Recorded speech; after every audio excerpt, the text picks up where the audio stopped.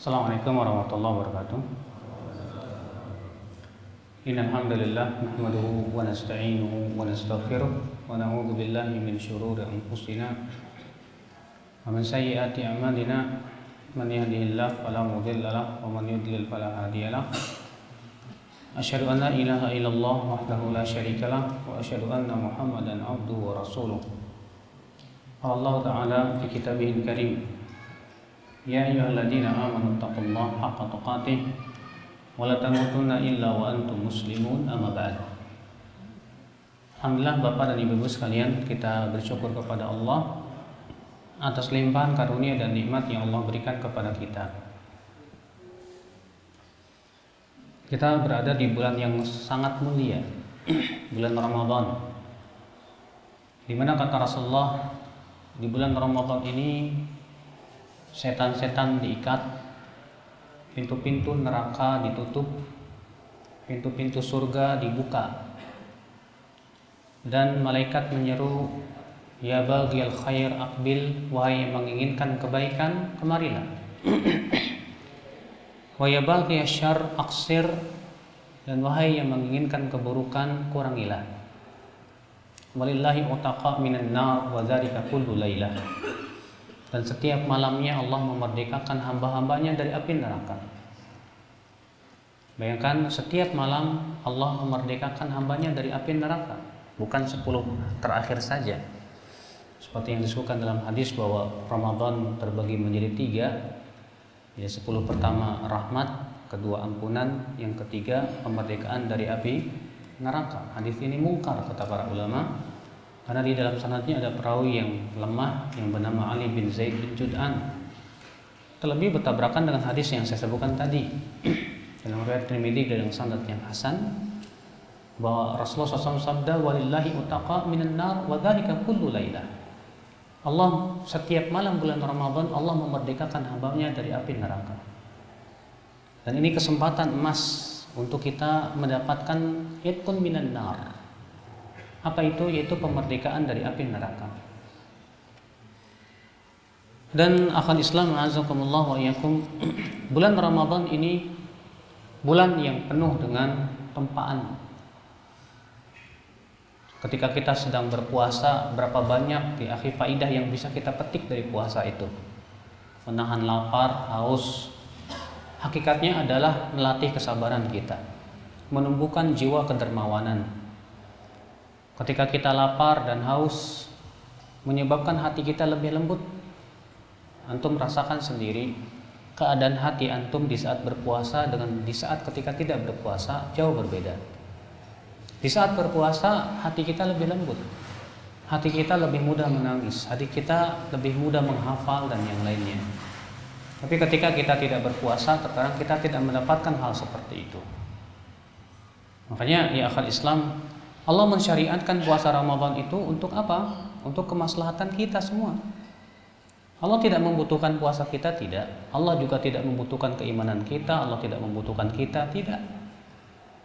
Yang membutuhkan itu kita sendiri.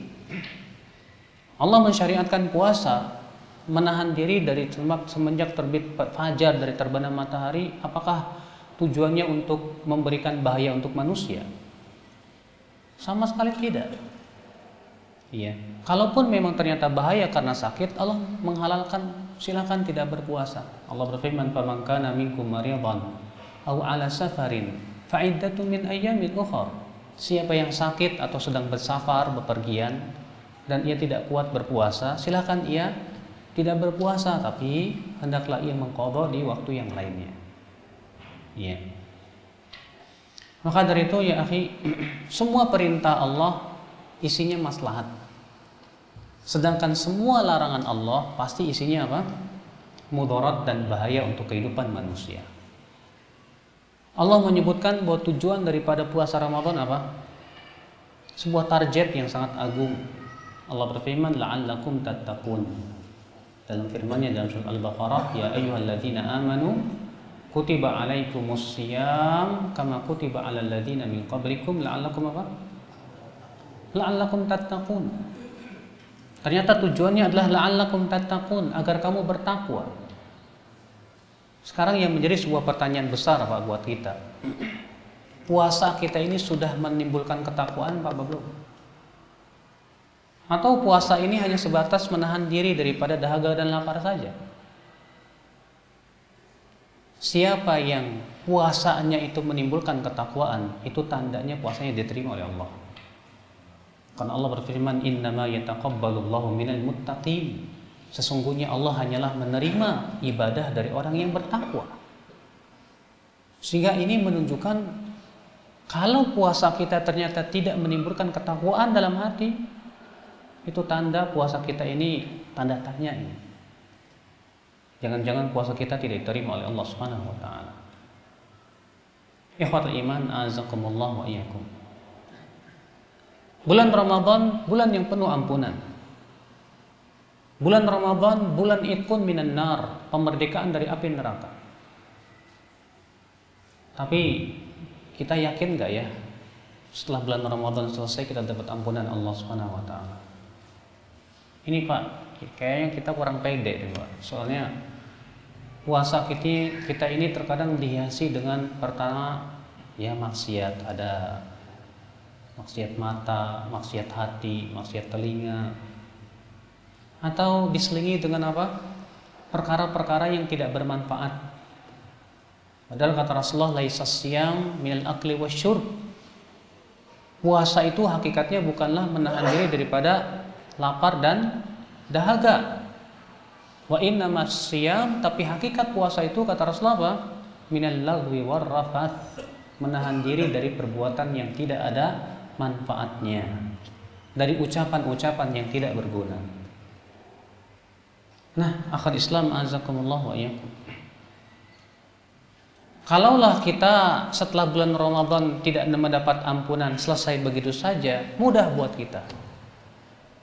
Tapi masalahnya ada hadis yang mengancam. Ancaman ini berat, Pak. Doanya malaikat Jibril. Di mana malaikat Jibril mendoakan apa? Kata Rasulullah SAW, ya, atani Jibril datang kepadaku dan berkata, ya Muhammad, qul amin. Wahai Muhammad, katakan amin. Syaqiya abdun, celaka seorang hamba. Dakhala alaihi syahrul Ramadan, masuk padanya bulan Ramadan. Thumma kharaja minhu falam yughfar lah. Fansalakha minhu falam yughfar lah. Selesai bulan Ramadan ternyata dia tidak diampuni dosanya oleh Allah. Kata Rasulullah, amin. Ini yang berdoa siapa Pak? Malaikat Jibril, semulia-mulianya malaikat. Yang mengaminkan siapa? Nabi Muhammad, semulia-mulianya manusia. Dan doa mereka tidak pernah ditolak oleh Allah Subhanahu wa taala. Apa kata malaikat Jibril? Semoga celaka orang yang masuk bulan Ramadan dan ketika bulan Ramadan selesai ia tidak diampuni dosanya oleh Allah Subhanahu wa taala. Kenapa? Iya. Makanya Pak, dengan datangnya bulan Ramadan kita jadi khawatir ini. Jangan-jangan kita tidak mendapatkan ampunan sehingga mendapatkan doa Rasulullah kecelakaan. Kita didoakan oleh malaikat Jibril celaka. La ilaha illallah. Kita tidak ingin mendapatkan doa yang mengerikan seperti itu. Berarti mau tidak mau kita harus sungguh-sungguh. Ya, tidak ada jalan kecuali satu. Kita harus mujahadah, berjihad untuk bisa mendapatkan apa? Ampunan Allah Subhanahu wa taala tersebut. Bagaimana caranya? Tentu caranya tiada lain, ya akhi azakumullah. Kita harus bersungguh-sungguh, tekad bulat, niat yang kuat. Bulan Ramadan kali ini saya harus bisa mendapatkan ampunan Allah Subhanahu wa taala. Anggap saja ini Ramadan terakhir kita. Kita tidak tahu apakah Ramadan berikutnya kita masih mendapatkan atau tidak. Karena masalah ajal hanya Allah yang Maha tahu. Ikhwatul Islam azakumullah wa iyyakum. Yang kedua, dengan sungguh-sungguh beramal di bulan Ramadan ini, Pak. Menggunakan waktu-waktu puasa kita untuk hal-hal yang bermanfaat. Untuk berzikir, untuk membaca Al-Qur'an, Demikian pula ya berbagai macam kebaikan berupa sedekah dan yang lainnya. Dan insyaallah ini akan kita bahas tentang amalan-amalan di bulan Ramadan. Iya. Akhwal Islam a'azakumullah wa iyyakum, di sana ada amalan-amalan bulan Ramadan. Yang pertama yang sudah kita semua ketahui yaitu puasa. Di mana keutamaannya agung di sisi Allah. Kata Rasulullah SAW, "Man shoma Ramadhana imanan wa ihtisaban, ghufira lahu ma taqaddama min dhanbi." Siapa yang berpuasa Ramadan karena apa? Iman, wahtisaban, dan berharap pahala, maka akan diampuni dosanya yang telah lalu. Ternyata puasa itu menggugurkan dosa, Pak. Ternyata puasa itu akal Islam azakumullah wa iyyakum ya bisa menggugurkan dosa, tapi syaratnya dipenuhi. Apa itu? Imanan wahtisaban. Iman. Sekarang kita berpuasa karena apa? Karena ingin sehat. Kalau niatnya seperti itu bukan iman namanya. Kita sekarang berpuasa tujuannya apa? Hanya menjalankan kewajiban saja. Itu bukan iman namanya, Pak. Kita berpuasa karena apa? Ya, saya berpuasa karena saya ingin mendapatkan keridhaan Allah yang paling agung. Saya ingin dapat pahala. Ya. Tidak apa-apa saya menahan diri daripada lapar dan dahaga. Tidak apa-apa saya capek, enggak masalah. Yang penting saya bisa mendapatkan ridha Allah Subhanahu wa taala. Inilah iman. Itulah iman ya akal Islam azakumullah wa iyyakum. Terkadang ada orang yang melaksanakan puasa dengan penuh keterpaksaan.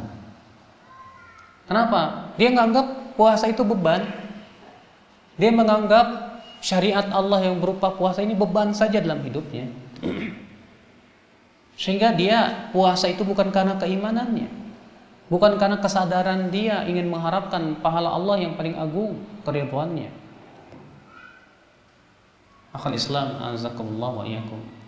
Kalau kita masih seperti itu berarti kita belum berpuasa karena iman dan berharap pahala. Tapi ketika kita berpuasa dengan senang hati, ya, menjawab perintah Allah dan panggilan Allah ini dengan sukaria. Karena apa? Ya, orang yang berpuasa itu ada yang berpuasa dengan hati yang senang, ada yang berpuasa dengan hati yang cemberut. Orang yang berpuasa senang, kenapa? Karena ia tahu ini adalah ibadah kepada Rabb-nya, ketaatan yang akan mendatangkan berbagai macam kebaikan. Nah, ini tanda dia memang puasanya karena iman dan ihtisab. Karena Allah berfirman, "Qul bi fadlillah wa bi rahmatihi fabidzalika falyafrahu huwa khairum mimma yajma'un." Katakan dengan rahmat Allah dan karunia-Nya hendaklah mereka bergembira, itu lebih baik daripada apa yang mereka kumpulkan dari kehidupan dunia. Allah menyuruh kita bergembira dengan apa? Dengan rahmat-Nya. Dan adakah rahmat yang paling besar daripada hidayah-Nya, daripada ketaatannya? Ketika kita bisa menjalani ketaatan, ini rahmat, Pak, yang hendaknya kita bergembira. Kata Rasulullah, "Man sarratu hasanatuhu wa asa'atu sayyi'atuhu fahuwa mu'min." Siapa yang merasa gembira dengan amalan kebaikan dia dan merasa sedih dan susah dengan amalan keburukan dia, itu tanda dia seorang mukmin. Ternyata tanda mukmin itu apa? Dia bergembira dengan apa? Ketaatan dia. Maka ketika ia berpuasa dengan penuh kegembiraan hati, ya, itu memang subhanallah menunjukkan keimanan dia kepada Allah Subhanahu wa taala. Maka kata Rasulullah, "Man shoma Ramadan," siapa yang puasa Ramadan karena iman, wal ihtisab wahtisaba, dan mengharapkan apa? Pahala yang besar di sisi Allah Subhanahu wa taala. Ya. Maka apa yang dia dapatkan? Ghufira lahu ma taqaddama min dzambi. Akan diampuni dosa-dosanya yang telah lalu. Mungkin Bapak-bapak bertanya, apa sih hebatnya diampuni dosa? Iya. Terkadang kita ini, Pak, lebih menganggap hebat kalau kita mendapatkan kehidupan dunia, ya kan? Kalau saya puasa dikasih gunung emas, ya. Tapi Rasulullah mengatakan akan diampuni dosanya yang telah lalu. Terkadang kata-kata ini terasa remeh di hati kita. Cuma diampuni dosa doang. Kita katakan subhanallah. Adakah yang lebih besar daripada diampuni dosa, Pak? Syarat masuk surga diampuni dosa. Kalau dosa kita tidak diampuni, jangan harap masuk surga, Pak. Allah berfirman, innallaha la yaghfiru ay yushraka bih. Allah tidak akan mengampuni dosa syirik. Artinya orang yang berbuat syirik dan mati di atas kesyirikan kekal dalam api neraka. Nanti itu menunjukkan bahwa pengampunan dosa itu sesuatu yang luar biasa, Pak. Ya. Akhul Islam azakumullah wa iyyakum. Puasa Ramadan, Bapak sekalian, ketika kita sedang berpuasa, memang berat terkadang. Kita menahan dahaga, menahan lapar. Tapi subhanallah, Pak, pahala itu disesuaikan dengan berat atau tidaknya suatu ibadah. Semakin berat, semakin besar pahalanya di sisi Allah Subhanahu wa taala. Mungkin kita yang puasa di Indonesia lebih sedikit pahalanya dibandingkan yang ada di Saudi.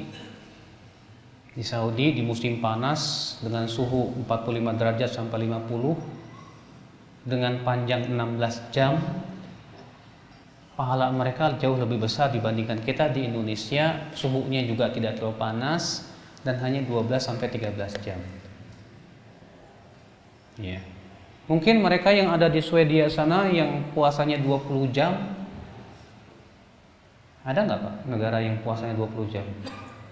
Ada. Malamnya hanya 4 jam. Bahkan ada yang malamnya 3 jam. Setelah buka puasa siap-siap sahur. Ya. Mungkin mereka lebih besar pahalanya daripada kita. Kenapa? Karena mereka lebih berat daripada kita. Ikhwatul Islam a'azakumullah wa iyyakum. Namun tentunya semuanya diberikan pahala yang besar.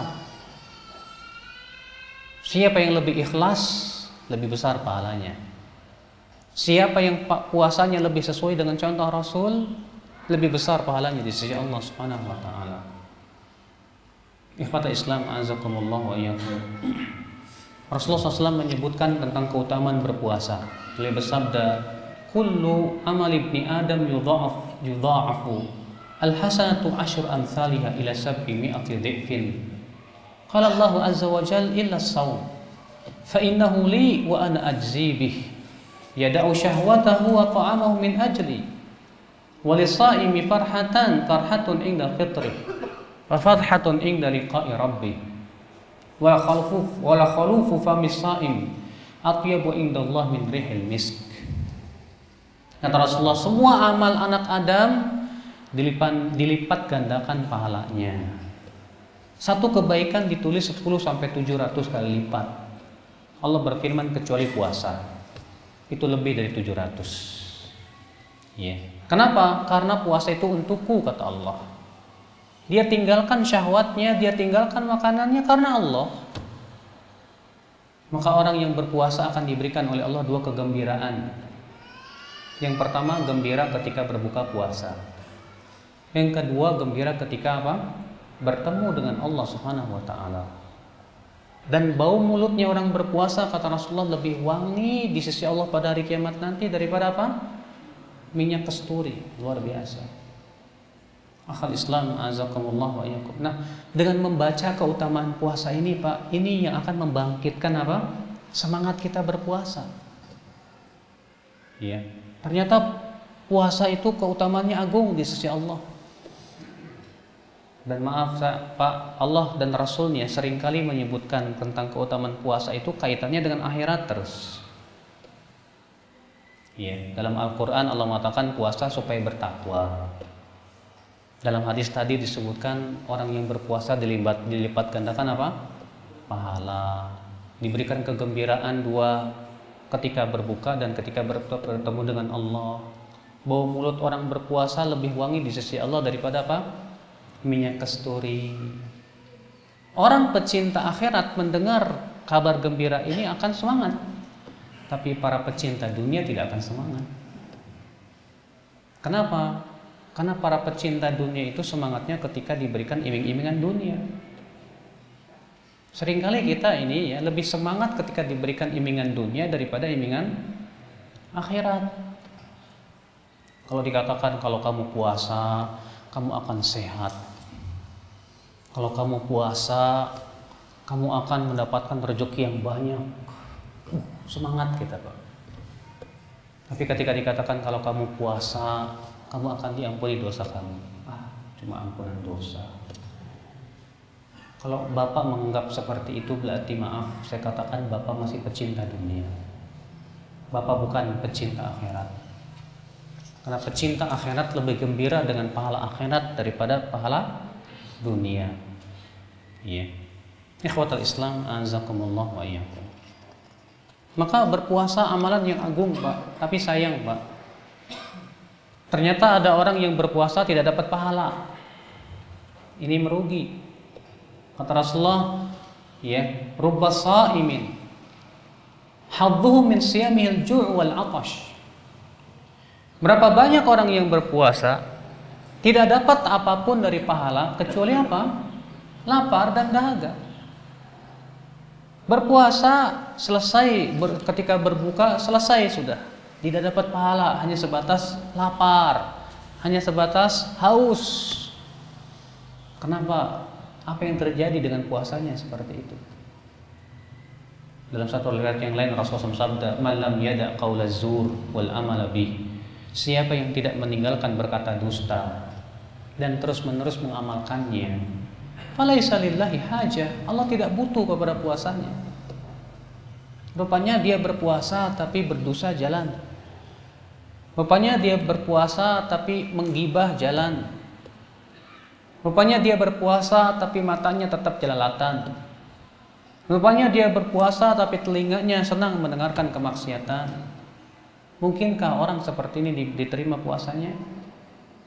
Tentu tidak akan diterima puasa orang seperti ini, Bapak sekalian yang kota Islam, azakumullah wa iyyakum. Maka dari itulah, Pak, berarti gunakan puasa kita untuk hal-hal yang bermanfaat. Baca Quran, zikir, dan yang lainnya. Amalan yang kedua di bulan Ramadan, qiyam Ramadan, yaitu sholat tarawih, sholat malam di bulan Ramadan. Dan Rasulullah SAW telah menyebutkan keutamaan besar bagi mereka yang sholat malam di bulan Ramadan. Dari hadis Abu Hurairah bahwa Rasulullah SAW bersabda, "Man qama Ramadana imanan wahtisaban ghufira lahu ma taqaddama min dzambi."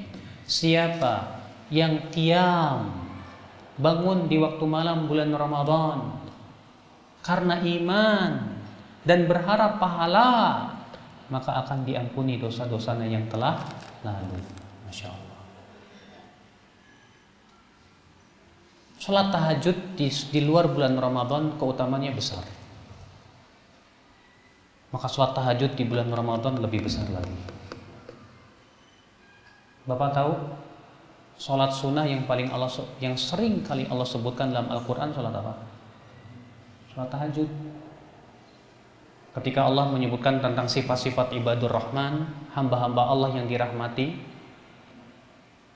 siapa mereka? Walladzina yabituna li rabbihim sujada wa qiyama. Itu orang-orang yang melewati malam mereka dengan sujud dan berdiri. Ketika Allah mensifati orang yang bertakwa yang masuk ke dalam surga, apa karakteristik mereka yang paling utama? Kanu qalilan minal laili ma yahja'un. Mereka sedikit tidur di waktu malam. Ketika Allah menyebutkan tentang orang-orang yang mendapatkan kasih sayangnya dalam surat As-Sajdah, bagaimana karakteristik utama mereka? Tatajafa junubuhum 'anil madaji'. Lambung mereka jauh dari tempat tidurnya. Subhanallah, Pak. Bahkan ketika Rasulullah SAW berdakwah di kota Mekah menghadapi rintangan yang sangat berat, Allah perintahkan apa? Ya ayyuhal muzammil qumil laila illa qalila. Wahai orang yang berselimut, bangunlah di waktu malam kecuali sedikit saja. Ternyata sholat malam itu punya keistimewaan tersendiri di sisi Allah Subhanahu wa taala. Sampai Allah mengatakan inna nasyi'atal laili asyaddu wat'a. Sesungguhnya ibadah di waktu malam itu lebih mengesankan di hati, lebih mengokohkan hati. Itu secara umum, apalagi di bulan Ramadan. Di bulan Ramadan ini hendaknya kita betul-betul menjaga sholat malam kita, baik sholat tarawih ataupun sholat tahajud. Kalau bapak tidak sholat tarawih, maka bapak sholat tahajud. Di waktu malam kita berdoa kepada Allah, kita berdiri membaca Al-Quran, melantunkan ayat-ayatnya. Maka subhanallah bapak sekalian, akhwal Islam azakumullah wa iyyakum. Dan tidak ada Pak sholat sunnah yang paling banyak keutamaannya kecuali sholat malam. Kalau bapak bertanya kepada saya, Ustaz, sholat sunnah yang paling banyak keutamaannya apa? Saya jawab sholat malam. Pertama, ia sholat yang paling utama setelah sholat fardu. Kata Rasulullah, afdalus sholati ba'dal maktubah sholatul lail. Sholat yang paling utama setelah sholat fardu adalah sholat malam. Yang kedua, ia adalah kebiasaan orang-orang soleh sebelum kita. Kata Rasulullah, alaikum bi sholatil lail fa innahu da'bus salihina min qablikum. Hendaklah kalian sholat malam karena itu kebiasaan orang-orang soleh sebelum kalian.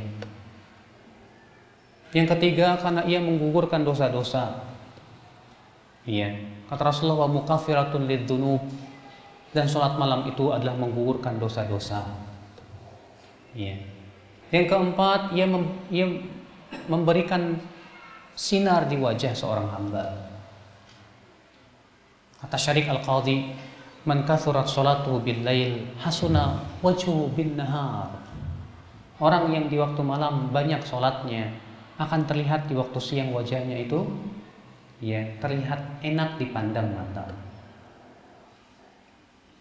Di antaranya juga orang yang sholat malam, akhwal Islam azakumullah, di waktu paginya jiwanya baik dan diberikan oleh Allah semangat kepada ketaatan.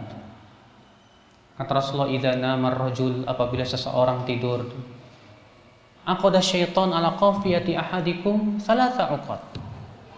Setan akan mengikat kepala seseorang itu 3 kali ikatan. Setiap ikatannya setan meniup dan berkata, "Nam, tidur. Alaika lailun tawil, malam masih panjang.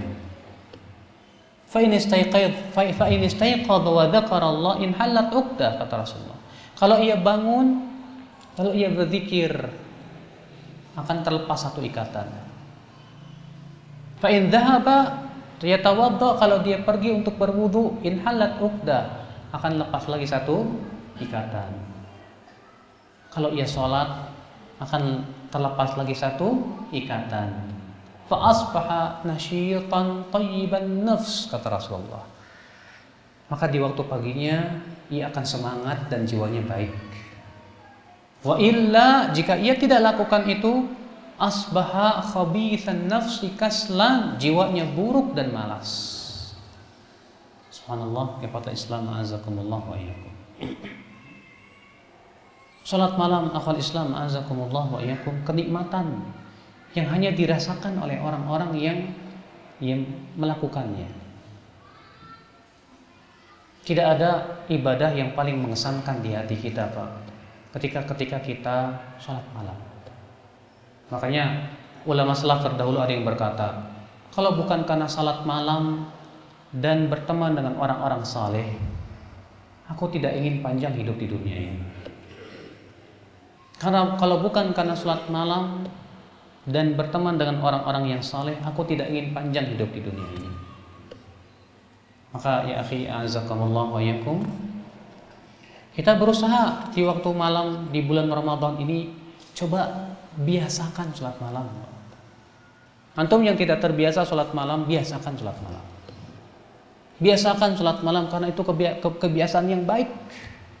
Kata Rasulullah, ya Abdullah, la takun mithla fulan, kana yusalli minal lail fataraka qiyamal lail. Hai Abdullah, kamu jangan seperti si fulan itu. Tadinya ia suka salat malam, lalu ia tinggalkan kebiasaan salat malamnya tersebut. Jangan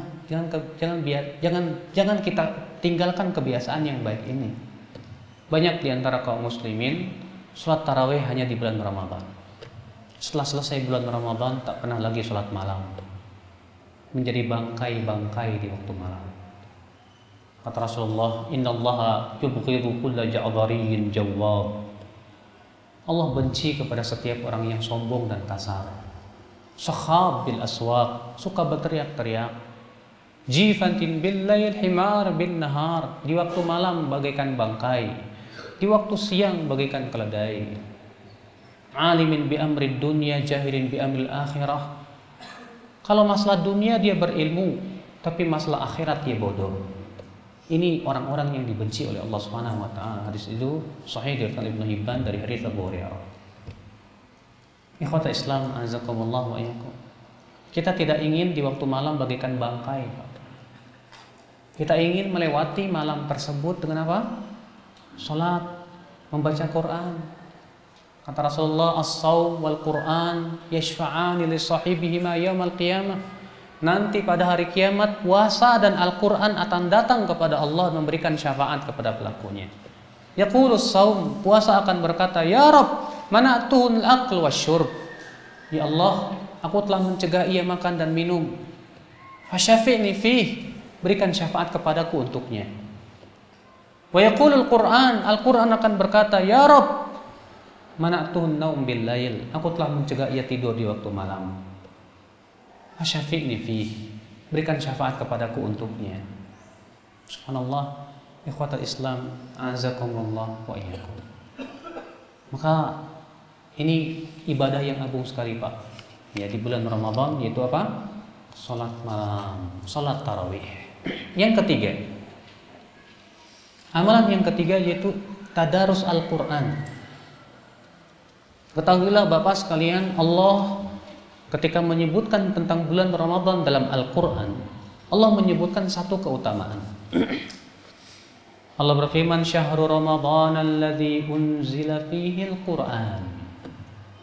Bulan puas, bulan Ramadan yang diturunkan padanya Al-Quran.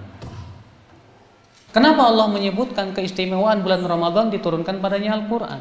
Sebagai isyarat, hendaknya di bulan Ramadan kita lebih peduli terhadap Al-Quran. Perhatian kita kepada membaca, mentadabburi, mempelajari Al-Quran lebih hendaknya di bulan Ramadan.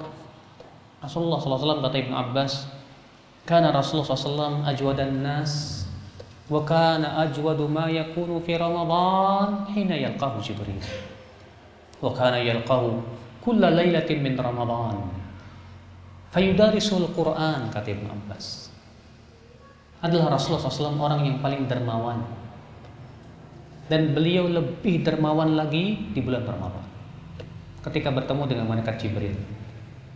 Dan beliau bertemu dengan malaikat Jibril setiap malam bulan Ramadan. Untuk apa? Fayudarisuhul Quran, untuk tadarus Al-Quran rupanya, mempelajari Al-Quran Karim. Maka demikian pula kita Pak, kita gunakan bulan Ramadan ini bulan Al-Quran. Waktu-waktu kita gunakan untuk membaca Al-Quranul Karim. Seorang mukmin itu Pak ingin menjadikan Al-Quran sebagai teman hidupnya yang selalu menyertainya kemanapun dia pergi. Sampai-sampai Rasulullah SAW saja berdoa kepada Allah Pak, ya, ij'alil Qur'ana rabi'a qalbi wa nura sadri wa jala'a huzni wa dhahaba hammi. Ya Allah, jadikan Al-Quran sebagai air yang menyejukkan hatiku, sebagai cahaya di dadaku, sebagai penghibur kesedihanku, pelipur laraku, dan sebagai penghilang kegundahanku. Masya Allah. Rasulullah minta kepada Allah agar Al-Quran dijadikan apa? Agar Al-Quran dijadikan sebagai air kesejukan Pak di hati. Ketika hati kita merasakan kesenjangan, ketika hati kita merasakan kekeringan, jadikan Al-Quran sebagai kesejukan di dada kita. Rasulullah minta supaya Al-Quran dijadikan cahaya di dada yang akan menuntun kita di kegelapan malam. Rasulullah minta supaya Al-Quran dijadikan pelipur lara, penghibur kesedihan. Makanya seorang mukmin tuh Pak, ketika sedih baca Quran, bukan dengerin dangdutan. Kadang banyak kaum muslimin ya, ketika sedih dengerinnya apa Pak?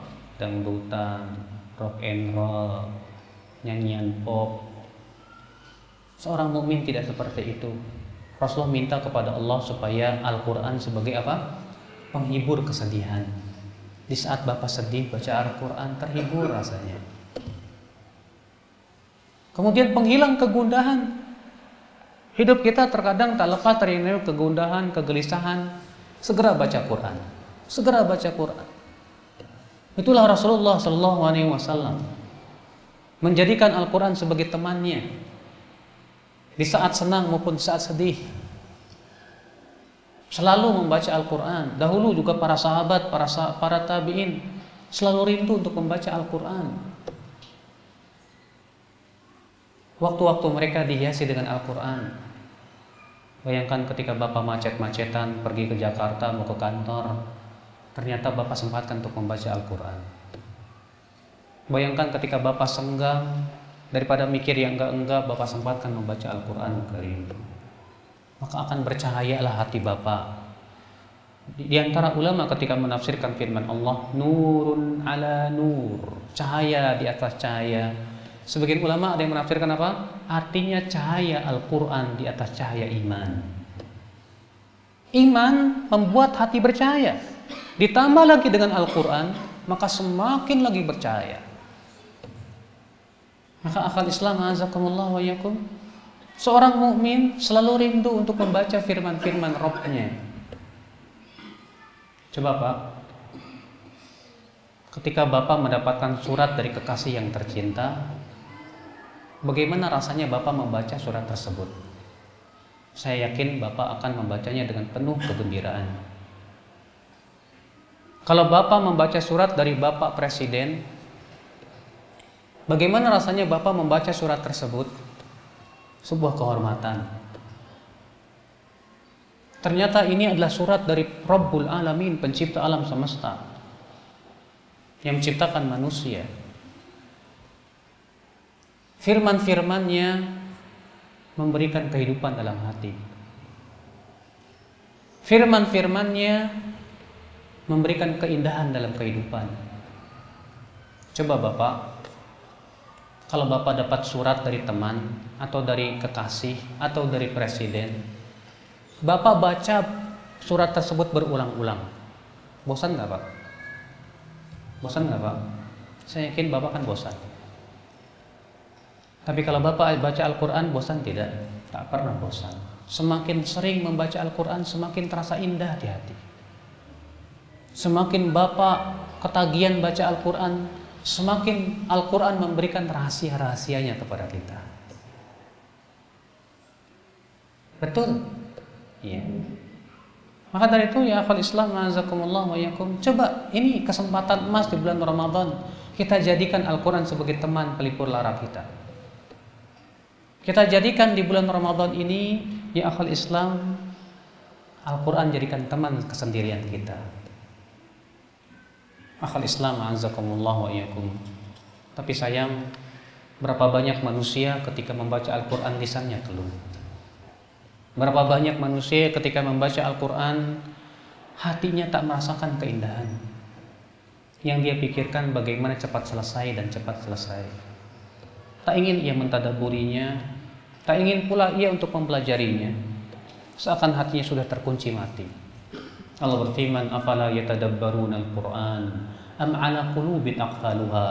Tidakkah mereka mentadaburi Al-Quran atau hati mereka sudah ada gembok-gemboknya, kata Allah. Coba Pak, kalau Bapak pecinta Al-Quran, akan beda ketika membaca Al-Quran dengan membaca yang lainnya. Tapi kalau Bapak bukan pecinta Al-Quran, Bapak akan lebih senang membaca koran daripada membaca Al-Quran. Ketika membaca koran, Bapak semangat sekali. Berbagai macam kabar, bahkan setiap berita Bapak baca. Tapi ketika membaca Al-Quran, kita terkadang tidak peduli apa isi dalam Al-Quran tersebut. Nah inilah akal Islam fenomena kita sekarang di zaman ini. Ternyata kita masih jauh dari Al-Quran. Kita masih jauh daripada bimbingan-bimbingan Allah, firman-firman dan kalam-kalamnya. Padahal kalau kita baca memberikan kebahagiaan dalam hati. Allah berfirman, liyunzira man kana hayya. Al-Quran itu memberikan peringatan untuk orang yang hidup hatinya. Allah berfirman, ya ayuhan nas, qad ja'atkum mau'izatun min rabbikum wa shifaa'un lima fis sudur wa hudaw wa rahmatul lil mu'minin. Hai manusia, telah datang kepada kalian peringatan dari Rabb kalian, yaitu Al-Quran, dan penyembuh apa yang ada di dada kalian, dan sebagai hidayah dan rahmat untuk orang-orang yang beriman. Al-Quran penuh rahmat, Pak. Al-Quran ini penyembuh terhadap penyakit-penyakit yang ada di dada. Tapi kenapa kita merasa lebih asyik membaca komik daripada membaca Al-Quran Karim? Akhal Islam, azakumullah wa iyyakum. Maka jadikan momen bulan Ramadan ini, Pak, untuk betul-betul kita merasakan keindahan Al-Quran. Jadikan momen bulan Ramadan ini, Pak, kita ingin mengetahui firman-firman Rabb kita, pencipta alam semesta yang memberikan rezeki kepada kita. Iya, ini kesempatan emas untuk terus mendalami dan mendalami. Kemudian amalan yang keempat yaitu sedekah. Di bulan Ramadan Rasulullah SAW frekuensi sedekahnya meningkat. Kata Ibnu Abbas, kana Rasulullah sallallahu alaihi wasallam ajwadan nas wa kana ajwadu ma yakunu fi Ramadan hina yalqahu Jibril. Adalah Rasulullah SAW orang yang paling dermawan, dan beliau lebih dermawan lagi kapan? Di bulan Ramadan. Subhanallah, ternyata frekuensi kedermawanan Rasulullah meningkat di bulan apa? Ramadan. Mungkin bapak-bapak bertanya kepada saya, Ustadz, kenapa ya? Apa sih rahasianya? Kenapa Rasulullah SAW lebih banyak bersedekah di bulan Ramadan dibandingkan dengan bulan-bulan yang lainnya? Ada rahasianya, Pak. Dengarkan, saya akan bercerita kepada bapak tentang rahasia-rahasia itu. Yang pertama, karena puasa itu adalah tameng dari api neraka, kata Rasulullah, perisai. Dan sedekah itu pemadam. Beliau bersabda, as-shaumu junnah yajunnu bihil abdu minan nar. Beliau bersabda, was-sadaqatu tudfi'ul khati'ah kama yudfi'ul ma'un nar. Puasa adalah perisai yang bisa menamengi seseorang dari api neraka. Sedekah adalah yang memadamkan dosa sebagaimana air memadamkan api. Coba bayangkan kalau bapak ada kebakaran, bapak hanya punya pemadam tapi tidak punya perisai, mungkin masih kena api. Atau bapak hanya punya perisai tapi tidak punya pemadam, masih kepanasan juga. Tapi ketika bapak punya dua senjata, perisai dan pemadam, maka itu kekuatan dahsyat untuk memadamkan api neraka. Makanya Rasulullah SAW lebih banyak bersedekah di bulan Ramadan. Rahasia apa lagi? Rahasia yang kedua, Pak, Rasulullah SAW memberikan sebuah janji yang luar biasa. Bukan janji muluk, bukan janji omong kosong, bukan. Buat mereka yang terpenuhi 3 perkara. Kata Rasulullah, inna fil jannati ghurafan, sesungguhnya di dalam surga ada kamar-kamar istimewa. Yura butunuha min zuhuriha wa zuhuruha min butuniha. Bagian dalamnya tampak dari luarnya, dan bagian luarnya tampak dari dalamnya. Sebuah kamar yang luar biasa dalam surga. Kemudian Rasulullah ditanya, liman ya Rasulullah, untuk siapa wahai Rasulullah kamar-kamar itu? Kata Rasulullah, liman at'amat ta'am wa taba'as siyam wa shalla bil laili wan nasu niyam. Yaitu orang yang bagi orang yang memberi makan fakir miskin, 1. Yang kedua, bagi mereka yang terus-menerus berpuasa, 2. Dan yang ketiga, bagi mereka yang sholat di waktu malam. Sedangkan di bulan puasa 3 perkara ini ada. Kita berpuasa di siang hari setiap hari, kita pun sholat malam setiap hari, tinggal ditambah sedekah, bagi kita kamar-kamar yang luar biasa istimewa di dalam surga. Ini rahasia yang kedua, Pak. Kenapa Rasulullah SAW memperbanyak sedekah di bulan Ramadan? Ada lagi rahasia yang lain, ada. Rasulullah menyebutkan bahwa kebaikan itu ada pintu-pintunya. Dan ternyata pintu kebaikan itu hanya 3. Dalam riwayat Mu'adz bin Jabal dari hadis riwayat Tirmidzi, dan Tirmidzi berkata hadis ini hasan sahih. Rasulullah SAW bersabda kepada Mu'adz bin Jabal, "Ala adulluka ala abwabil khair?" Hai Mu'adz, maukah aku tunjukkan kamu kepada pintu-pintu kebaikan? Kata Mu'adz, "Bala ya Rasulullah," mau hai Rasulullah. Kata Rasulullah, "As-shaumu junnah wa sadaqatu tudfi'ul khati'ah kama yudfi'ul ma'un nar wa salatur rajul fi jawfil lail." Puasa adalah tameng, sedekah itu bisa memadamkan dosa, dan sholat seseorang di waktu malam. Inilah 3 pintu kebaikan, Pak. Dan ternyata itu semua ada di bulan Ramadan. Ini rahasia kenapa Rasulullah memperbanyak sedekah di bulan Ramadan. Supaya terpenuhi atau terkumpul pada diri kita 3 pintu kebaikan. Apa itu? Puasa. Apalagi sedekah. Apalagi sholat di waktu malam. Ada semuanya di bulan Ramadan. Subhanallah, luar biasa. Ikhwatul Islam, a'azakumullah wa iyyakum. Dan antum tahu, Pak, dan mungkin yang antum yang pernah membaca Al-Quran dan menghatam Al-Quran, antum akan baca ayat-ayat tentang keutamaan sedekah.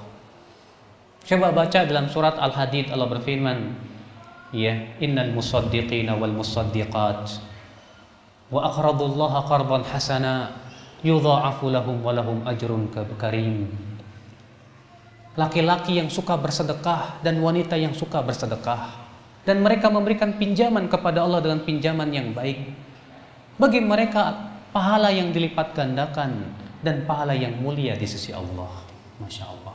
Orang yang bersedekah pahalanya dilipat gandakan oleh Allah. Orang yang bersedekah dikatakan oleh Allah memberikan pinjaman yang baik kepada Allah.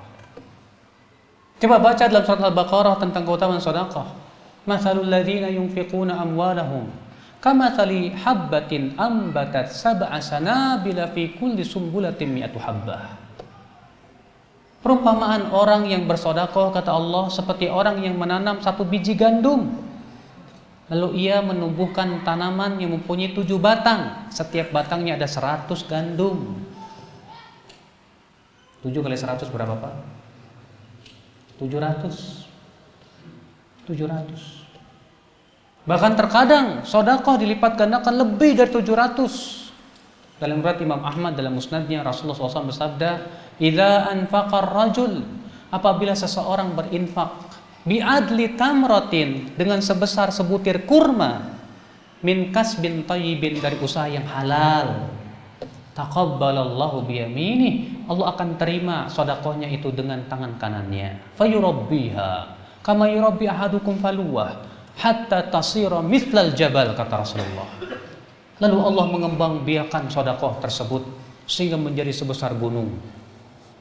Bayangkan, kata Rasulullah, orang yang bersedekah dengan sebutir kurma, dengan ikhlas dan usaha yang halal, Allah kembangbiakan menjadi sebesar gunung. Menurut ilmu perbisnisan ini menguntungkan nggak, Pak? Kalau Bapak mengeluarkan modal 10.000, untungnya 100 juta, untung nggak, Pak? Tapi mungkin nggak itu dalam dunia bisnis? Kayaknya sulit sekali. Kalau Bapak 10.000, untungnya 20.000, alhamdulillah. Bayangkan, kita keluarkan 1 butir kurma dari usaha yang halal, disedekahkan, diterima oleh Allah, lalu dikembangbiakan menjadi sebesar gunung. Berapa ribu persen, bahkan berapa ratus ribu persen Allah kembangbiakan, dan Allah besarkan pahalanya di sisi Allah Subhanahu wa Ta'ala. Luar biasa. Tapi Pak, jangan antum kira sedekah itu hanya milik orang kaya, tidak. Justru ketika antum susah, sedekah di waktu susah lebih besar pahalanya. Coba dengarkan sebuah hadis yang pernah saya sampaikan juga mungkin, dan pernah antum dengar juga, bahwa Rasulullah SAW bersabda, dirhamun sabaqa mi'at dirham, mi'at alf dirham. Ada orang bersedekah 1 dirham bisa mengalahkan sedekah 100.000 dirham. Lalu ditanya kepada Rasulullah, bagaimana itu bisa ya Rasulullah? Kata Rasulullah, bisa Ada seorang yang kaya raya, punya uang yang melimpah ruah. Dari uang yang banyak tersebut dia ambil 100.000 dirham diinfakkan. Sementara satu orang lagi hartanya hanya 2 dirham. Lalu ia ambil 1 dirham diinfakkan. Kalau antum punya harta 10 miliar, untuk berinfak 10 juta ringan bagi antum. Ringan tidak? Ringan. Uang antum masih 9,9 sekian lagi. Tapi kalau antum hartanya hanya 200.000, untuk berinfak 100.000 mikir nggak Pak? Mikir 13 kali, 14 kali, 20 kali. Waduh gimana ini? Tapi ketika antum lawan kekikiran, antum yakin Allah ganti di dunia dan akhirat, bismillah, ternyata itu lebih berharga di mata Allah daripada yang berinfak 10 juta. Kenapa? Yang 10 juta tidak ada perjuangan, tapi yang 100.000 ini penuh perjuangan. Penuh perjuangan. Itu yang Allah lihat. Bahkan ada yang lebih besar dari itu, Pak. Siapa mereka yang berinfak di saat dia butuh? Di saat dia butuh, dia berinfak jauh lebih besar lagi.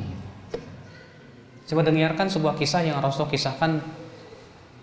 Kata Rasulullah, dahulu ada seorang laki-laki yang beribadah kepada Allah 60 tahun lamanya. Suatu hari masuk pelacur. Rupanya orang ahli ibadah ini tidak tahan, berzinalah dengan pelacur tersebut 6 hari lamanya.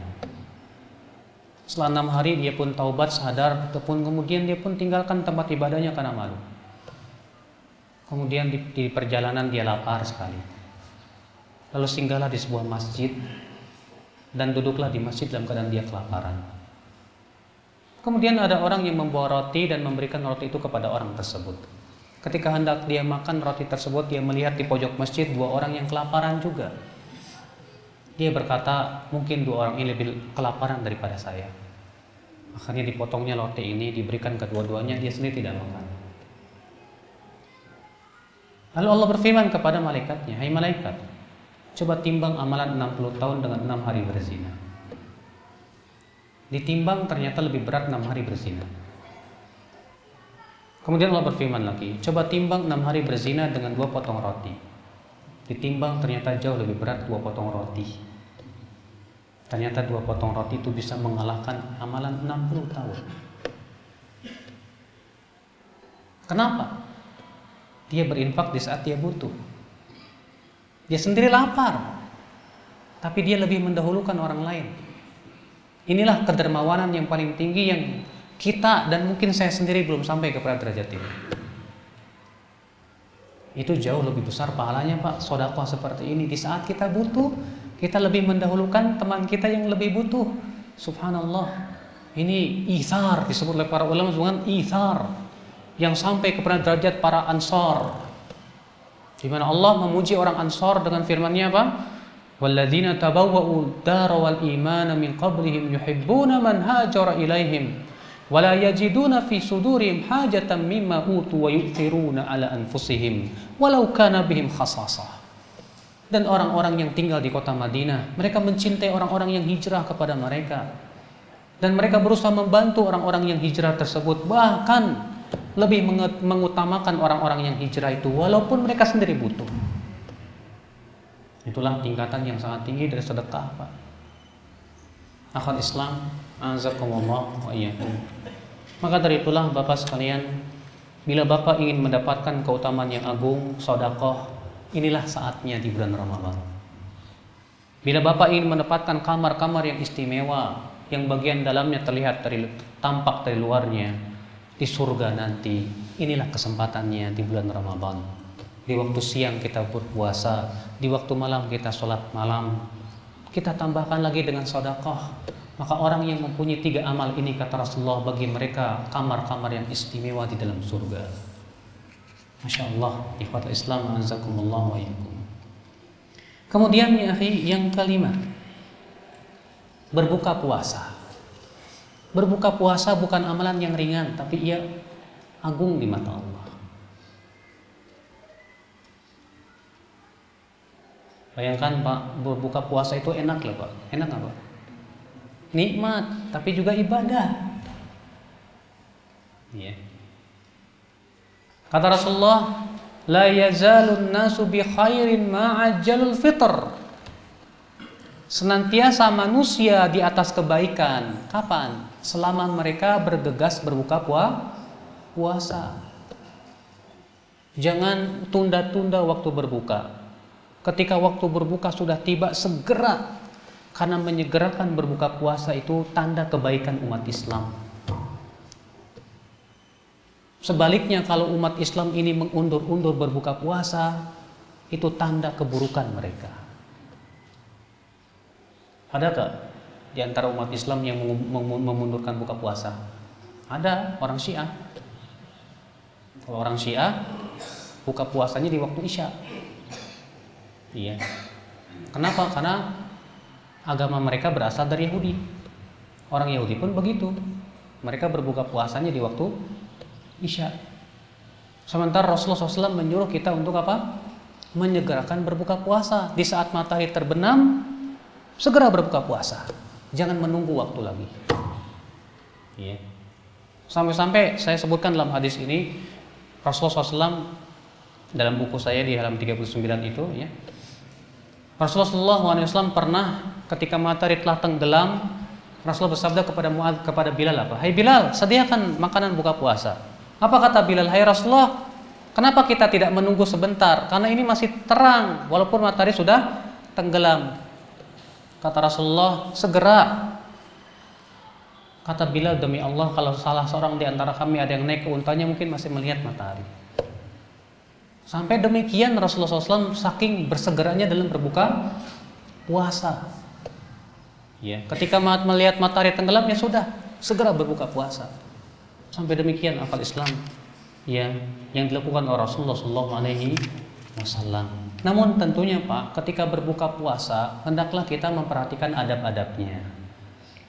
Apa itu? Yang pertama, berbuka sebelum sholat maghrib dengan beberapa kurma dulu. Kata Anas, anna Rasulullah SAW kana yuftir qabla an yusalli ala rutubat. Rawahu Abu Dawud. Rasulullah SAW berbuka sebelum sholat maghrib dengan beberapa kurma basah. Kalau kita bukanya langsung dimakan semua yang ada di meja. Ya, di meja ini udah ada kolak, kolang-kaling, makanan semua. Pas adzan langsung habis semuanya itu Pak. Sementara Rasulullah SAW berbuka itu makan kurma dulu, beberapa kurma, baru pergi ke masjid sholat. Setelah selesai sholat baru kemudian silakan makan, nggak masalah. Dan itu secara kaidah kesehatan pun juga sangat bagus. Kenapa? Karena ketika kita sudah berpuasa langsung diberikan makanan yang berat, error itu Pak, limpa Bapak itu. Maka harus dikasih apa? Yang manis dulu, rutob.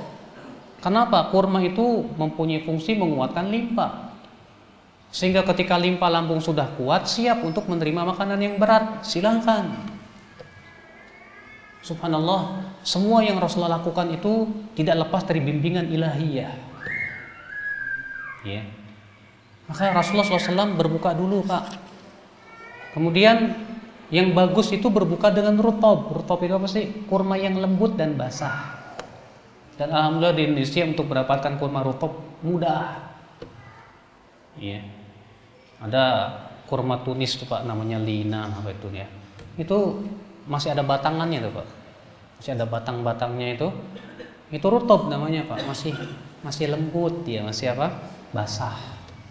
Itu yang bagus. Kalau yang sudah kering namanya tamar. Tamar itu kurma kering. Kalau rutob itu kurma apa? Basah. Yang sangat dianjurkan kurma basah. Ya, nggak apa-apalah keluar dikit kocek duit, insya Allah pahala buat Bapak. Kalau tujuan dan niatnya untuk mengamalkan sunnah Nabi SAW. Ya. Dan jangan lupa baca doa berbuka puasa. Kalau di Indonesia yang masyhur Allahumma laka sumtu wa bika amantu wa ala rizqika aftartu bi rahmatika ya arhamar rahimin.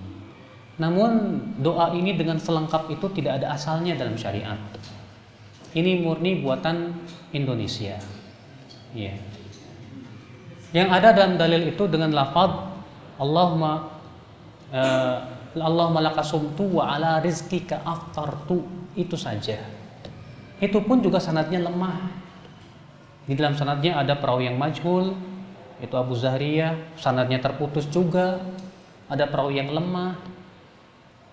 Justru yang ada dalam riwayat Abu Daud, dan ini insya Allah hasan, dihasan oleh sebagian ulama, itu dengan lafaz dhahabad dhama'u wa batallatil uruqu wa thabatal ajru insyaallah.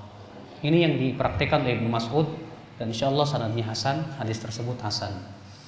Nah inilah Pak, fenomena di masyarakat kita ternyata lebih senang mengamalkan hadis yang tidak ada asalnya, doa yang tidak berasal dari Rasulullah SAW. Sementara yang ada dari Rasul ada. Kenapa kita tidak berusaha untuk mengamalkan yang ada asalnya dari Rasulullah SAW?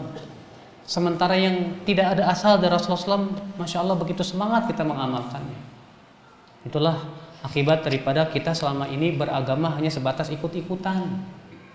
Kita tidak berusaha untuk mengkritisi setiap ibadah yang kita lakukan selama ini, Pak. Seorang mukmin itu harusnya kritis.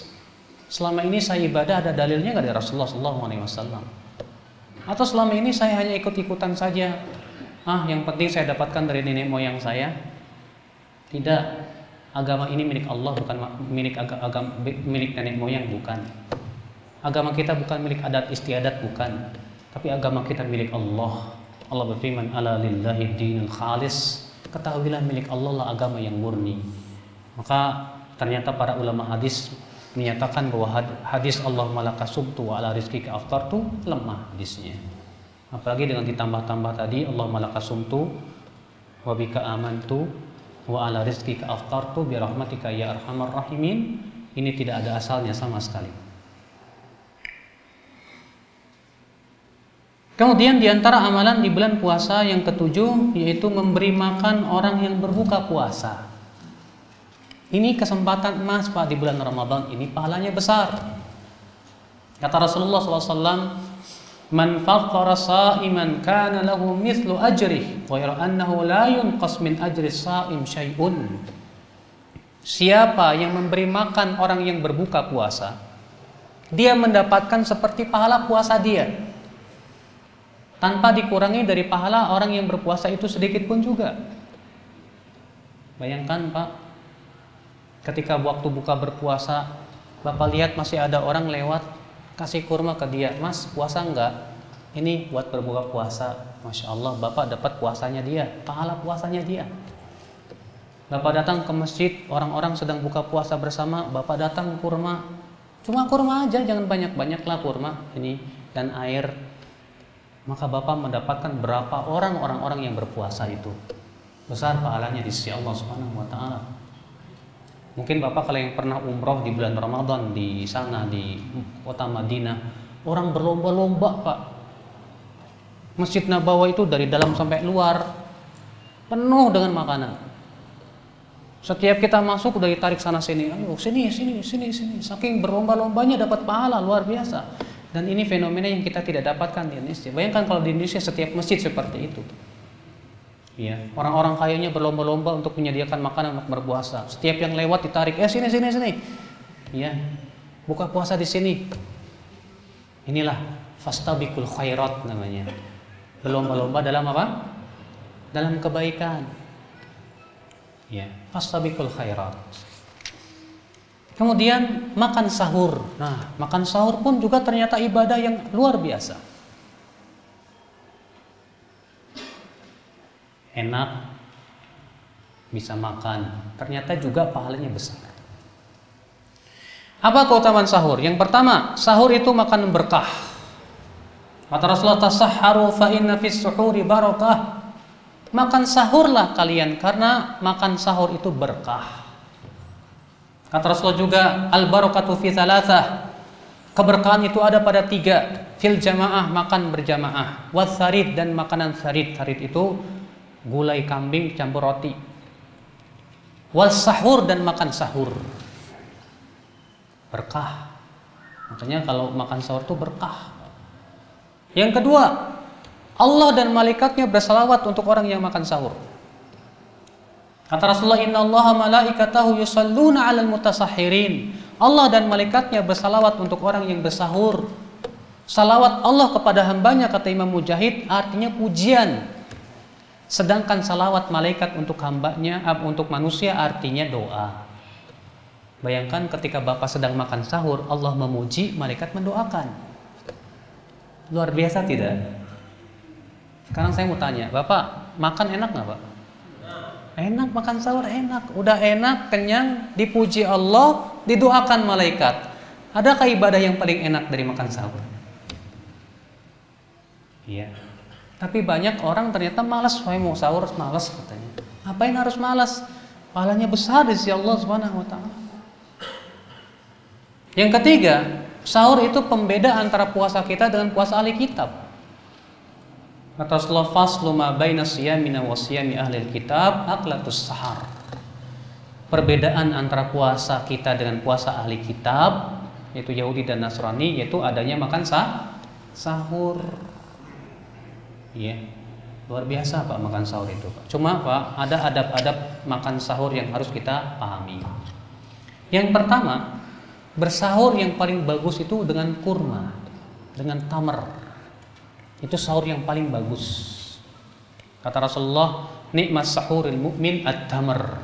Sebagus-bagusnya makanan sahur seorang mukmin itu kurma. Ya, kalau Bapak malas sahur ngapain? Malas, jangan Pak. Yang cepat makan kurma sama air, dah selesai. Walaupun cuma 3 biji, udah makan aja. Ya, ternyata kurma itu sebaik-baiknya sahur seorang mukmin. Yang kedua, mengakhirkan waktu sahur. Bapak tahu nggak? Sahur itu berasal dari kata apa Pak? Dalam bahasa Arab, sahur itu dari kata sahar, artinya akhir malam, bukan tengah malam. Ya. Jadi sahur artinya makan di akhir malam, itu bahasa Arab. Makanya aneh kalau ada orang yang sahur jam 1, jam 2. Kita katakan itu bukan makan sahur. Sebab yang namanya sahur itu di akhir malam. Terlebih bagaimana prakteknya Rasulullah SAW? Rasulullah SAW sahur beliau dengan jarak azan fajar itu sedikit sekali. Kata Zaid bin Thabit, "Tasaharna ma'a Rasulillah SAW." Kami pernah bersahur bersama Rasulullah SAW. Lalu Anas bertanya kepada Zaid, "Kam kana baina sahuri Rasulullah SAW wa bainal fajr?" Berapa jarak antara sahurnya Rasulullah dengan fajar shadiq? Kata Zaid, qadra 50 ayat, sekitar membaca ayat 50 ayat. Membaca 50 ayat cuma 10 menit Pak. Berarti sahurnya Rasulullah hanya 10 menit sebelum fajar. Sementara di Indonesia 10 menit sebelum fajar itu imsak. Iya nggak Pak? Imsak. Gimana mempraktikkan sunnah Rasul seperti ini? Sementara ada imsak. Makanya Pak, imsak itu bukan ajaran Rasul, bukan pula ajaran sahabat, bukan pula tabi'in, tabi'ut tabi'in. Imsak itu baru muncul pada abad 9 Hijriah. Sebagai disebutkan oleh Al-Hafidz Ibnu Hajar di dalam Fathul Bari jilid 10. Di mana beliau menghikayatkan munculnya perkara yang diadakan pada waktu itu, di mana orang mematikan lampu-lampu sebagai pertanda dekatnya waktu fajar, supaya orang menahan diri dari makanan. Sekarang saya mau tanya sama Bapak, puasa itu dimulai dari kapan sampai kapan? Puasa itu dari semenjak terbit fajar sampai, bukan dari imsak Pak. Coba baca ayatnya. Fakulu washrabu hatta yatabayyana lakumul khaytul abyadu minal khaytil aswadi minal fajr. Makan dan minumlah kalian sampai jelas antara benang putih dan benang hitam dari waktu fajar. Allah tidak mengatakan makan dan minumlah sahur sampai imsak, nggak ada ayatnya Pak. Silahkan Bapak sebutkan kepada saya satu dalil saja tentang adanya imsak. Kalau Bapak berkata, tapi kan ini untuk kehati-hatian. Bagaimana dengan Rasulullah yang sahurnya hanya 10 menit sebelum fajar, yang itu merupakan pas waktunya imsak di zaman sekarang? Apakah Rasulullah tidak berhati-hati? Inilah Pak fenomena, maaf saya mengkritisi yang ada di masyarakat dengan dalil dan hujah. Ya, karena yang saya dapatkan ternyata tidak sesuai dengan sahurnya Rasulullah SAW. Di masjid-masjid jam 2, jam 1 Pak, teriak-teriak orang di masjid, sahur, sahur. Masya Allah. Pasti lihat baru jam 2. Pemuda-pemuda, anak-anak kecil bawa-bawa beduk, duk, sahur, bawa kaleng, bawa apa, bangunin orang sahur. Pas dilihat baru 2:30, ya Allah. Betapa jauhnya umat Islam ini dari petunjuk Rasulullah Sallallahu Alaihi Wasallam. Rasulullah SAW sahur di akhir malam, sementara kita sahurnya di sepertiga malam. Iya. Ikhwatul Islam, azakumullah wa iyyakum. Kemudian amalan selanjutnya di bulan Ramadan melaksanakan umroh. Dan umroh di bulan Ramadan itu Pak ada keistimewaan yang luar biasa. Kata Rasulullah apa? Fa inna umratan fi Ramadan taqdi hajjatan ma'i. Umroh di bulan Ramadan itu sama dengan haji bersamaku. Ini khusus buat yang punya duit. Yang nggak punya duit, ya nggak bisa deh umroh di bulan Ramadan. Ternyata umroh di bulan Ramadan itu pahalanya besar sekali. Pahalanya sama dengan apa? Dengan haji. Hajinya bersama siapa? Rasulullah sallallahu wasallam alaihi. Iya. Kemudian amalan yang ke-10 i'tikaf. Ini bisa kita amalkan di 10 hari terakhir dari bulan Ramadan. Iya.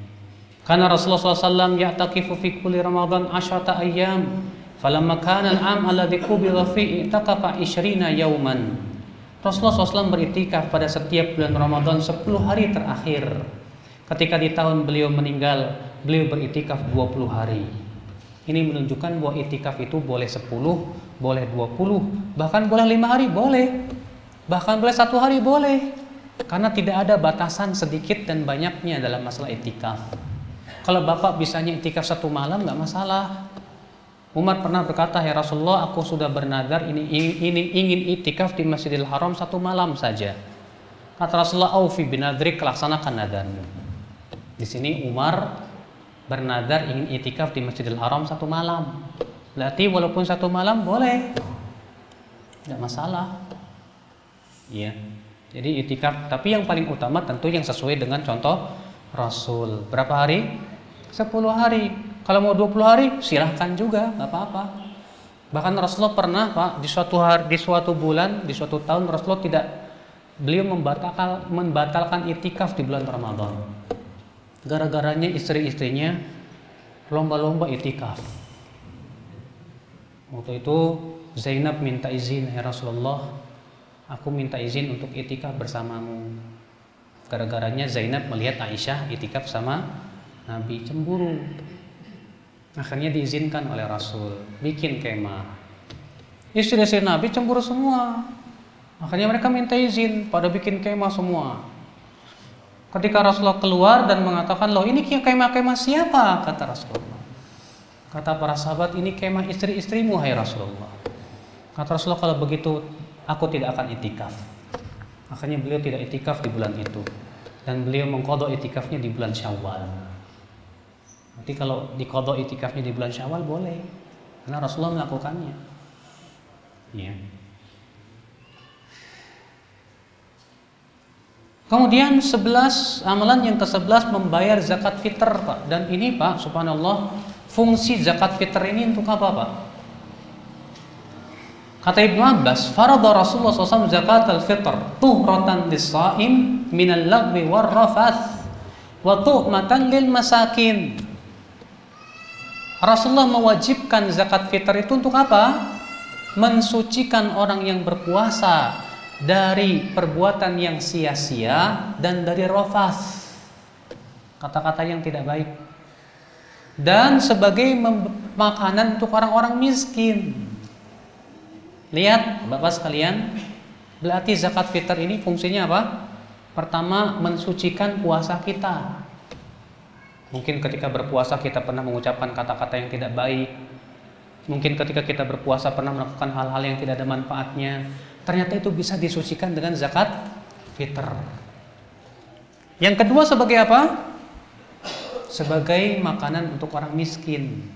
Dan ini diambil faidah oleh sebagian ulama. Pertama, bahwa zakat fitr itu tidak sama dengan zakat mal. Yang kedua, bahwa mustahiknya hanya satu, yaitu fakir miskin saja, bukan 8 asnaf. Ya. Yang ketiga, zakat fitr itu hendaknya berupa makanan, bukan duit. Ya. Makanya Rasulullah SAW mewajibkan zakat fitr 1 sok kurma, gandum, ya. Demikian pula syair, hintoh. Padahal di zaman Rasulullah ada emas dan perak. Kemudian Bapak sekalian, amalan yang ke-12, memperbanyak doa dan zikir ketika sedang berpuasa. Kata Rasulullah, salatu da'awatin mustajabat. Ada 3 orang yang diijabah doanya. Siapa dia? Da'watus shaim. Yang pertama, doa orang yang sedang berpuasa, itu diijabah doanya. Yang kedua siapa? Wa da'watul musafir, doa yang sedang bersafar. Yang ketiga siapa? Wa da'watul maghdum, doa orang yang dizalimi. Bayangkan kalau Bapak sedang puasa, safar lagi, maka bertemu padanya apa? 2 waktu mustajab. Ketika sedang berpuasa mustajab doa, ketika sedang safar pun mustajab doanya. Luar biasa. Ya. Ikhwatul Islam, azakumullah wa iyyakum. Kemudian saya bawakan di situ amalan-amalan yang dianggap sunnah padahal sebetulnya tidak sunnah. Yang pertama, melafadzkan niat. Ketahuilah Pak, niat itu tempatnya di hati bukan di lidah. Dan Rasulullah tidak pernah mengajarkan kita melafadzkan niat. Tidak pula para sahabat, tidak pula para tabiin, tidak pula tabiut tabiin, tidak pula imam yang 4. Maka niat cukup di mana? Di hati. Iya. Tidak perlu kita lafadzkan. Maka kalau ada orang yang tidak melafadzkan niat, apakah puasanya tidak sah? Sah, selama dia berniat dengan hatinya, karena yang dianggap itu di hati. Tapi kalau ada orang yang melafadzkan niat tapi hatinya tidak berniat, tidak sah puasanya. Karena yang dianggap itu yang di hati, bukan yang di lisan. Ya. Kemudian juga akal Islam, di antara perkara yang dianggap sunnah, sebelum Ramadan orang berziarah kubur. Kemudian setelah Ramadan, hari raya, orang ramai juga ziarah kubur, berkumpul di kuburan. Ya. Padahal kata Rasulullah, la tattakhidhu qabri ida, jangan kalian menjadikan kuburanku sebagai id, perayaan. Kata Al-Imam Abdul Qadir Al-Munawi dalam kitab Faidul Qadir, yang dimaksud dengan id artinya menjadikan kuburan sebagai tempat berkumpul di waktu yang telah ditetapkan, baik setahun sekali, atau sebulan sekali, atau seminggu sekali. Maka kalau kita menetapkan waktunya sebelum puasa atau setelah puasa dengan berkumpul di kuburan, berarti sudah menjadikan kuburan sebagai perayaan. Sementara Rasulullah SAW sabda, la tattakhidhu qabri ida, jangan kamu jadikan kuburan sebagai id. Apakah berarti kita melarang ziarah kubur? Silahkan Pak ziarah kubur, tapi jangan dikhususkan waktunya. Kata Rasulullah, zurul kubur fa inna tudzakirukumul akhirah. Berziarah kuburlah kalian karena itu bisa mengingatkan kehidupan akhirat. Ya. Nah, inilah Bapak sekalian, mudah-mudahan apa yang saya sampaikan bermanfaat. Dan ada waktu sampai jam 11 untuk kita bertanya jawab. Apakah Lailatul Qadar hanya diperoleh oleh orang yang itikaf saja? Mana ada dalil seperti itu? Iya. Tidak. Rasulullah hanya mengatakan man qama Lailatul Qadri imanan wa ihtisaban ghufira lahu ma taqaddama min dzambi. Siapa yang bangun di waktu malam Lailatul Qadar untuk beribadah karena iman dan berharap pahala, akan diampuni dosa yang lalu. Rasulullah tidak mengatakan apakah dia itikaf atau tidak itikaf. Yang penting bangun di malam tersebut. Yang penting bangun di malam tersebut, baik ketika itikaf maupun tidak itikaf.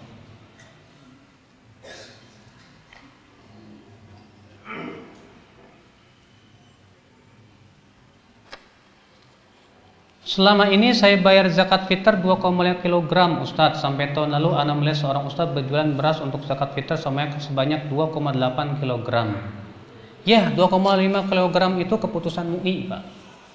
Itu enggak masalah. Yang sudah menjadi sebuah keputusan MUI di Indonesia bahwa itu 2,5 kg.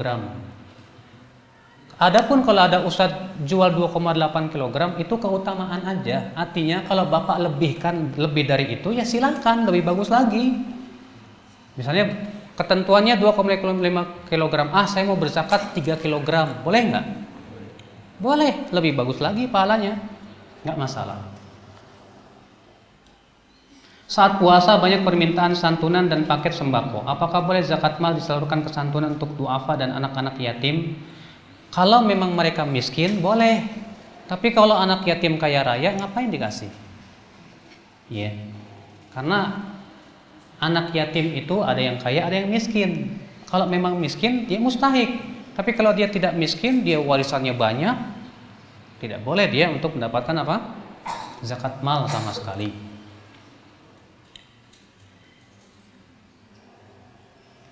Apa masih boleh Ustadz? Apabila kesiangan pas bangun azan saya bangunkan anak-anak dan beri segelas minum, yang nggak boleh atuh.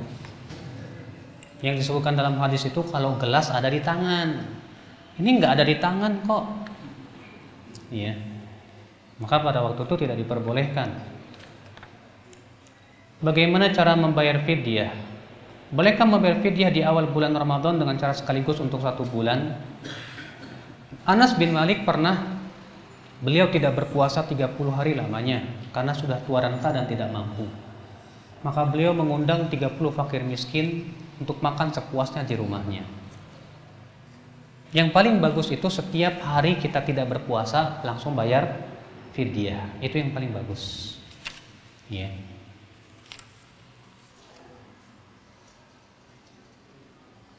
Lebih dahulukan mana? Bayar puasa Ramadan dulu atau puasa Syawal dulu?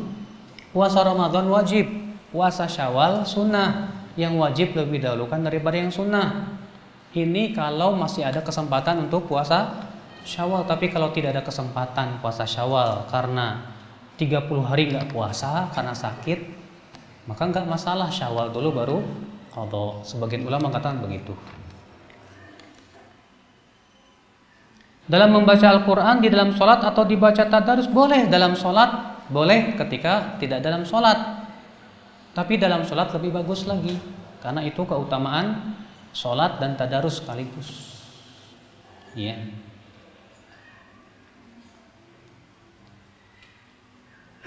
Boleh nggak saya Ustadz baca Al-Quran dalam sholat dengan bahasa Indonesia? Memang Al-Quran bahasa Indonesia? Nggak boleh atuh Pak. Dengan nama Allah yang Maha Pengasih lagi Maha Penyayang, Alif Lam Mim, itulah Alkitab. Nggak boleh Pak, tidak sah sholat Bapak. Harus dengan Al-Quran yang bahasa Arabnya yang Allah turunkan itu. Iya. Ustadz, Rasulullah tidak pernah lebih sholat dari 11 rakaat baik di bulan Ramadan maupun di luar bulan Ramadan. Lalu boleh nggak kalau saya sholat tahajud setelah sholat taraweh? Pertama, pendapat yang saya kuatkan bahwa sholat taraweh tidak dibatasi oleh bilangan jumlah. Boleh 11, boleh 20, boleh 30, boleh 40, boleh 60, terserah. Kenapa? Karena Rasulullah mengatakan sholatul laili mathna mathna, sholat malam itu dua-dua. Di sini Rasulullah tidak memberikan batasan. Adapun kata Aisyah, Rasulullah tidak pernah sholat lebih dari 11 rakaat di Ramadan maupun di bulan Ramadan. Ini sedang menceritakan perbuatan. Yang menjadi permasalahan, apakah perbuatan itu membatasi ucapan? Tidak. Pendapat yang paling kuat tidak. Bahwa perbuatan Nabi tidak membatasi ucapan beliau. Itu sebatas yang beliau pilih untuk dirinya. Maka kita katakan yang paling utama 11. Tapi kalau mau lebih dari 11 silahkan. Ya. Ini pendapat yang pertama, yang pendapat yang paling saya pilih demikian. Dan ini pendapat jumhur ulama, imam yang 4. Ini pendapat Imam Malik, Imam Ahmad, Imam Abu Hanifah dan Imam Syafi'i rahimahumullah. Iya, dan ini juga pendapat jumhur tabi'in dan tabi'ut tabi'in. Kemudian yang kedua, kalau kita setelah selesai sholat taraweh, perlukah kita untuk sholat malam lagi? Saya katakan boleh, silahkan. Tapi kalau cukupkan dengan sholat taraweh itu lebih baik.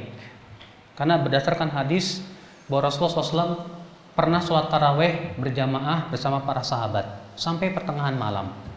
Setelah selesai sholat, Abu Dzar berkata, "Hai Rasulullah, sholat malam masih tersisa, bagaimana kalau kita gunakan untuk sholat lagi? Maka Rasulullah bersabda, man qama ma'al imami hatta yansharif kutiba lahu qiyamul lailah.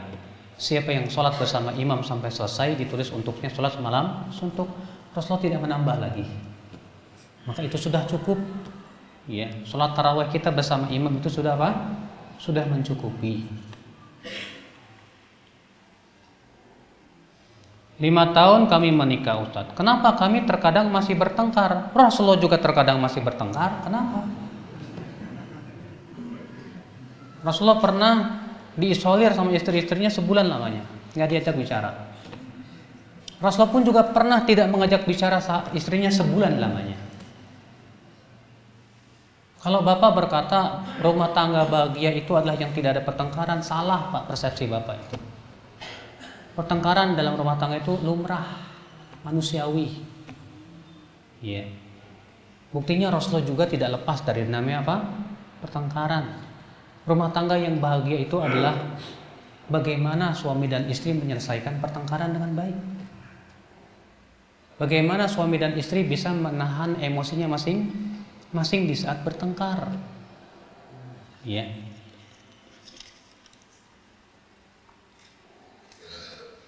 Hakikat puasa menahan dari hal yang tidak berguna. Lalu bagaimana dengan yang suka bergibah, Ustadz? Nggak diterima puasanya, kan sudah sebutin tadi. Kata Rasulullah, siapa yang tidak meninggalkan berkata dusta dan mengamalkan terus-menerus, Allah tidak butuh kepada puasanya. Sama dengan dusta, gibah. Demikian pula semua maksiat yang besar. Ya.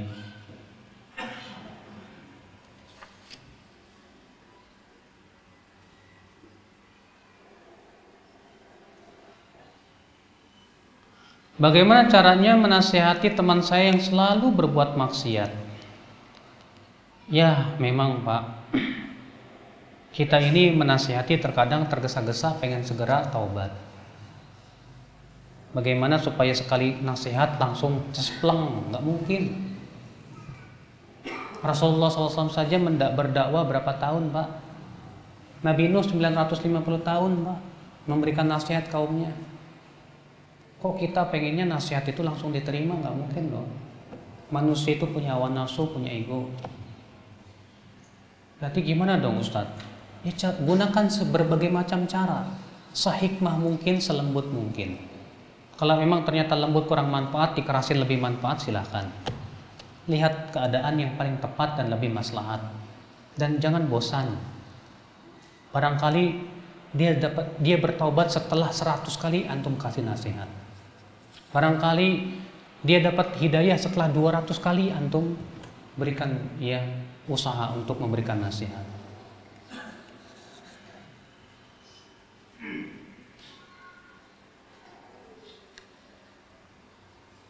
Apakah sholat tasbih dianjurkan oleh Rasulullah? Para ulama berbeda pendapat. Apakah sholat tasbih itu hadisnya sahih atau dhaif? Sebagian mengatakan dhaif, bahkan palsu kata Ibnu Jauzi. Sebagian mengatakan sahih. Dan ini pendapat Imam Muslim, dan ini pendapat yang saya condong kepadanya. Karena hadis tentang sholat tasbih itu jalan-jalannya banyak. Diriwayatkan dari beberapa sahabat, diantaranya Abdullah bin Abbas, diantaranya Al-Abbas, diantaranya Abdullah bin Amr bin Al-As, dan semuanya disebutkan oleh Abu Daud, dan itu hadisnya saling menguatkan satu sama lainnya. Paling banter Hasan di luar ini. Maka dari itu sholat tasbih sunnah. Ya, sholat tasbih sunnah. Wallahu a'lam.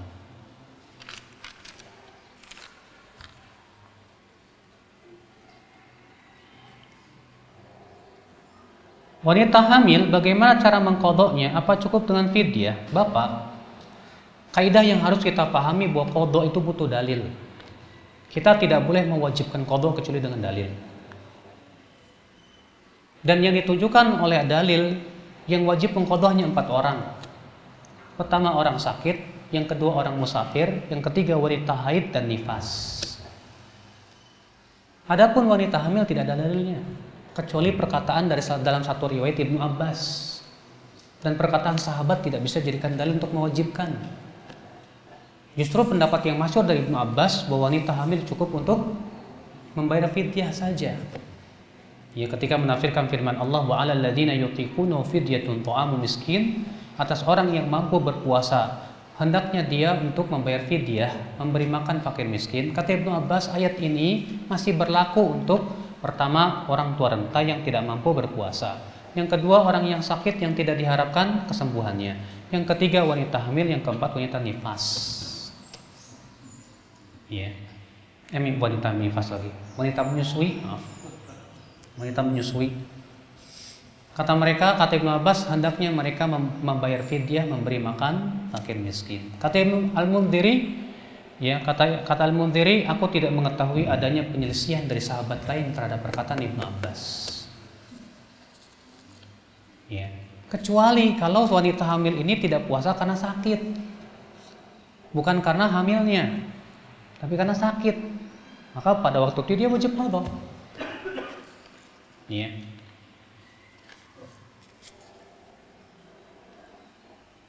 Apakah sekedar membaca Al-Quran tanpa tahu isinya dapat pahala? Dapat, tapi tidak mendapat keutamaan tadaburnya. Bukankah kata Rasulullah, man qara'a harfan minal Qur'an, siapa yang membaca satu huruf dari Al-Quran, maka dia mendapatkan 10 kebaikan. Saya tidak katakan alif lam mim itu satu huruf, tapi alif satu huruf, lam satu huruf, mim satu huruf. Berarti sebatas membacanya saja dapat apa? Setiap hurufnya 10 keutamaan. Apalagi kalau ternyata ditambah ditadaburi, Pak, maka ini jauh lebih besar pahalanya. Ya. Sebab kenapa, Pak? Karena tujuan Al-Quran turun itu untuk ditadaburi. Ya. Apa pengertian dari Allah menurunkan Al-Quran di bulan Ramadan? Turun beneran. Ya. Kata Ibnu Abbas, Allah turunkan Al-Quran 30 juz ke langit dunia dan disimpan di sebuah rumah yang bernama Baitul Izzah. Diturunkan dari Allah. Dan ini merupakan hujah yang menunjukkan bahwa Allah berada di atas. Sebab yang mana turun itu dari atas ke bawah, dan Al-Quran turun dari Allah Subhanahu wa taala. Dan kata-kata di atas tidak memberikan konsekuensi bahwa Allah butuh tempat, tidak. Karena Allah tidak serupa dengan makhluknya. Allah di atas arash, bukan berarti Allah butuh kepada arash, dan bukan berarti Allah butuh kepada tempat, tidak. Makanya Al-Imam Al-Haramain Al-Juwaini ketika dalam majelisnya mengatakan, Allah tidak boleh dikatakan di atas, tidak boleh dikatakan di bawah, tidak boleh dikatakan di mana, tidak boleh. Karena itu bertentangan dengan akal, kata Imam Al-Juwaini. Apa kata muridnya Al-Hamdani? Wahai Syekh, mungkin secara akal Anda bisa berkata seperti itu. Lalu bagaimana menolak darurat fitrah kita ketika kita berdoa, ya Allah, hati kita selalu menghadap ke atas. Maka Al-Juwaini pun diam dan berkata, hayyaratni Hamdani. Hamdani membuat saya bingung. Kemudian Imam Juwaini pun semenjak itu tak keluar rumahnya. Kemudian setelah itu beliau merubah pendapatnya dan beliau kembali kepada mazhab Imam Ahmad bin Hanbal bahwa Allah bersemayam di atas arasnya tanpa mengatakan bahwa Allah serupa dengan makhluknya. Itu lebih sesuai dengan dalil dan lebih mudah dicerna, ya, daripada orang yang mengatakan Allah tidak boleh dikatakan di atas. Kenapa? Sebab kalau Allah berada di atas berarti Allah butuh tempat. Sekarang saya mau tanya sama antum, Allah di mana? Dia mengatakan tidak boleh ditanya di mana juga. Baik, yang namanya alam ini, Pak, ada dua, di luar alam dan di dalam alam. Allah berada di dalam alam, di luar alam. Kalau dikatakan Allah berada di mana-mana, yang nama di mana-mana di tempat juga sama. Berarti yang namanya di mana-mana, di Comberan ada, di Kapus ada, di mana-mana, tempat sama tempat juga. Kalau Anda lari dari tempat, berarti Anda pun jatuh kepada tempat juga. Kalau Anda katakan Allah tidak di mana-mana, tidak di langit, tidak di bumi, itu sama dengan Allah tidak ada. Sebab kata tidak ada sama dengan tidak di mana-mana. Iya tidak? Iya. Kalau Anda bisa mensifati sesuatu yang tidak ada, Anda katakan tidak di mana-mana. Karena itulah yang namanya tidak ada. Kalau begitu Anda ateis. Ya.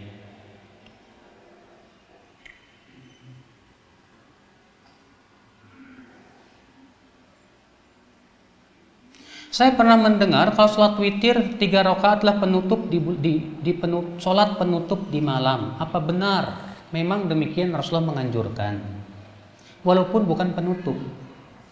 Rasulullah hanya bersabda, ij'alu akhir salatikum bil laili witra. Jadikan akhir salat malam kalian salat witir. Maksudnya kata para ulama itu salat malam, salat tahajud.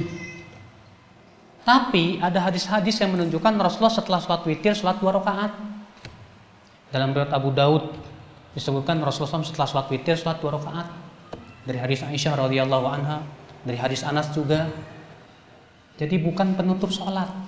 Makanya salah orang yang mengatakan bahwa witir itu penutup salat. Tidak ada dalilnya.